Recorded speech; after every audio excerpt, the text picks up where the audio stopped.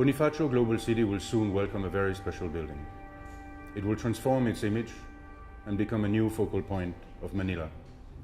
I think it's a good idea to add more character in a business district that have few distinctive buildings. I think it's a good idea to make a statement about building in Manila today. A statement about being generous with public space, about giving back to the city and of course to its people. A statement about what Filipino architecture is about. But first we have to understand what makes an icon successful. An icon needs to capture popular imagination, and it needs to be instantly recognizable. It needs to become a symbol of the nation it represents.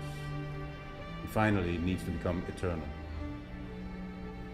Therefore, designing an icon is not just about creating a beautiful form. It's the meaning of that form, the use of the form, and how this form can become timeless. For me, the right form depends entirely on how we respond to the context, the site, the local culture, the climate, and the people. Sydney Opera or Bilbao Museum are amazing icons because of the spectacular surroundings that let them breathe and shine. In Paris, the Pyramid of the Louvre and the Great Arch were designed specifically for their size. They resolve their size perfectly, and they can only fit there. Our site is in the heart of Manila's most vibrant center. We have a unique opportunity to give it a world-class skyscraper and a world-class public space at its foot. The difficulty is the challenge to exist in such a dense site, with other tall buildings so close to us. How can we stand out here? I believe it is crucial to become taller than the neighbors are. Our skyscraper needs to reach up to find some space to shine. It needs to become a significant part of the skyline of Bonifacio Global City and of Manila. To achieve the height, we positioned the public program at the base and at the top of the tower, where offices would not be efficient or offer enough daylight. By slanting the facades to merge the programs into one form, we get a steep pyramid. In the master plan as well, we need to differentiate ourselves from the surroundings. Therefore, we propose an elliptic plan. At pedestrian level, the ellipse frees up the ground floor and binds together the entire neighborhood. The ellipse ensures urban ventilation, which helps to cool and clean the air. It also ensures a minimal obstruction of the views and daylight from the surrounding residential buildings, keeping neighbors happy. The elliptic plan, combined with the pyramid, creates an elliptic cone. We call it the ICONE Tower.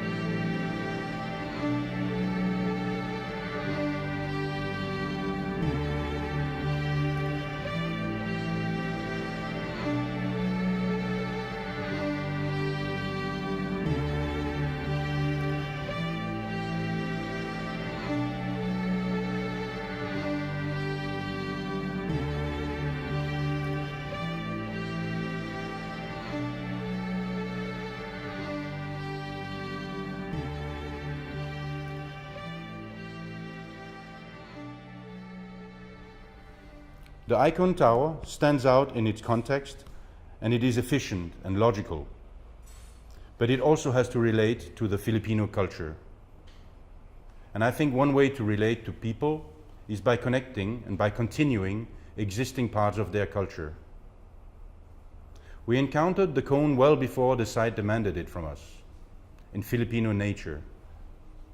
An existing icon of the Philippines is the perfect cone of Mount Mayon, a majestic volcano rising in the outskirts of Manila. A pure and strong form reaching for the sky. We want to reproduce these qualities in ICONE Tower.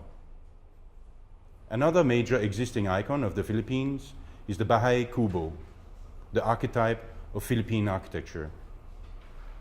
The famous Filipino architect, Bobby Manosa, showed it in his work that we can adapt the wisdom found in traditions to contemporary designs. The Bahay Kubo is a pyramidal form divided in 3 layers. The ICONE Tower adapts this idea to another scale. We have reinterpreted the silong for the base of the ICONE Tower to offer a grand covered public space. It is a generous gift to the local community and to the users of the tower. It will act as a new city center, a meeting point for people in the northern part of Bonifacio Global City. For the middle part, ICONE Tower should become an exemplary workspace with comfortable daylight, generous social spaces, access to green terraces, and atriums for larger tenants. As for the top, in our project, we make it accessible to the public as well. As an observatory located in a unique, spectacular, and spiritual space comparable to cathedrals. Manila needs a vantage point that is truly accessible to public, to laymen. The many sky lounges and restaurants already located in the top of 5-star hotels in Manila are not destined for the broad public. ICONE Tower will offer this space to the citizens and to the tourists. Emerging above the skyline of Bonifacio Global City is a conic spire that is distinct in form and materiality from all other buildings of Manila. At day, it will shine by its transparency. At night, a large lens will project a beacon of light over Manila and its bay. It will act as a lighthouse for Manila, giving a sense of orientation and security in the sprawling city. It will remind everyone that a vast ocean surrounds the islands of the Philippines, perhaps the most defining part of Filipino identity. We call the top of the tower the Light of Manila. Besides being an observatory with spectacular views, the Light of Manila is a grand space meant to inspire and bring Filipinos together. I hope it can gather Filipinos of all religions in a shared, peaceful, spiritual emotion, an emotion created by a space designed to elevate the mind and celebrate the light itself. The ICONE Plaza around the tower is yet another generous gift to the city. And once more, it relates to something that I think lies deep in the Filipino soul, the forest. We propose it to be a dense canopy of tall, large trees, recreating beneath the shade and the ambience of a Filipino tropical forest. The dense canopy of trees also filters the views to the surrounding buildings. We do not forget popular culture or the need to be useful for people on a daily basis. Filipinos have a strong penchant for gatherings, for celebrations, and they traditionally enjoy doing those in public space. The ICONE Plaza is meant to offer protected and useful space for these popular activities. Some pavilions will cater for food and drinks, animating the plaza 24/7 and creating life in the heart of the city.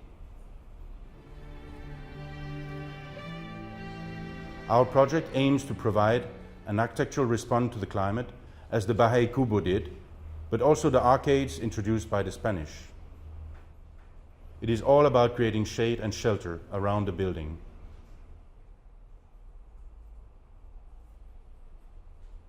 And the facades need sun protection too.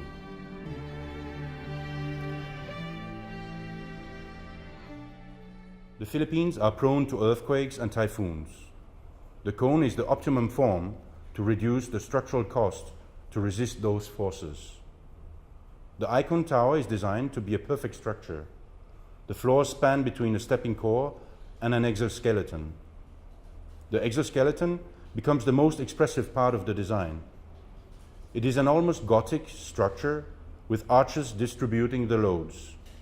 It has a very vertical expression that intensifies the celestial effect of the skyscraper, just as in cathedrals. Then there is the question of the durability of the design. The pipeline of tall buildings in Manila is full of eye-catching designs. However, true icons have to be both eye-catching and timeless. The integration to the site, the cultural relevance, and the purity of the form of ICONE Tower is likely to make it last as an eternal achievement in Manila.